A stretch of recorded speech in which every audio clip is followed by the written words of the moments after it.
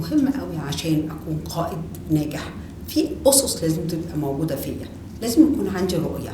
لازم يكون عندي خطط، لازم يكون عندي مرونه ان انا اقدر لما اتحط في موقف اقدر يبقى عندي مرونه ان انا اتغير فيها. لازم يكون عندي دايما ملكه التعلم، يعني لازم اتعلم، لازم باستمرار اعلم نفسي واثقفها واعرف حاجات، ما اقعدش مكاني والاقي المجتمع حواليا بيكبر وبينضج وحاجات بتتغير وفي الاخر الاقي نفسي انا مش عارف اقود ده لاني بقيت مختلف، بقيت في حاجات عندي السرعات اختلفت خلاص، انا مش عارف اواكب السرعه اللي هي موجوده لان انا وقفت المرحله. لازم يكون عندي ذكاء اجتماعي ان انا اعرف ازاي اعمل اجتماعيات، اقدر ازاي اكسب الكل، اقدر ازاي احس بمشاعر اللي قدامي واقدرها واقدر احط نفسي في اللي قدامه. ولو انا اقدر اعمل حاجه مش معناها ان اللي قدامي هو لازم كمان يعملها، ممكن تكون عندي انا ملكه اللي قدامي مش قادر يعملها، فاحترم ده كويس واخد بالي اني مش مطلوب من اللي قدامي يعمل نفس اللي اعمله، لكن اشارك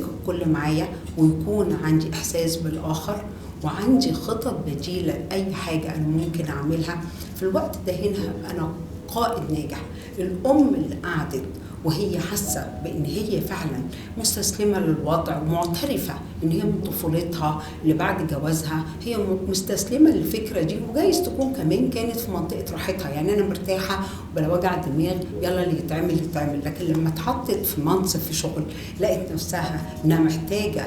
انها تكون مدير ناجح او انها تدير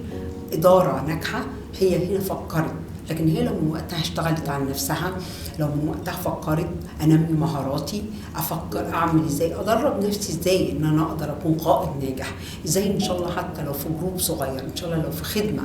ده مهم ان احنا في كل جوانب حياتنا، زي ما قلت برضو في الخدمه مهم قوي ان انا اكون قائد ناجح، لان ده هيخليني اكسب مجموعه اللي حواليا واكسب الشباب اللي بيبقى في اوقات وهو موجود. لو انا شاركته في القياده هيحس بكيانه وذاته مهما كان بره بيتعرض لمشاكل او بيشوف حاجات هو مش محققها واحباط، هيحس بالنجاح وهو مع قائد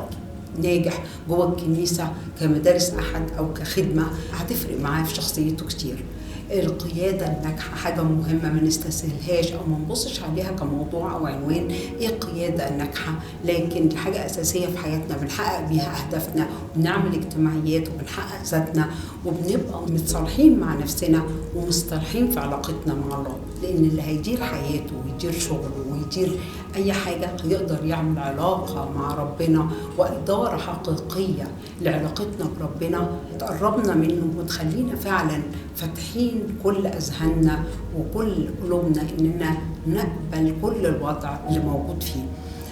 صاحبة المشكلة أنا بقول لها إنها ما تيأس، بالعكس أنا عايزاها تتدرب إنها تاخد قرارات حتى لو غلط مش مهم، وما تخليش قرار غلط إن هي تاخده يخوفها، اتعلمي منه إن هو غلط وخليه خبرة، واستمري واقري كتير، اعرفي من اللي حواليكي وقوي من ثقتك بنفسك عشان تقدري تبقي قائد ناجح.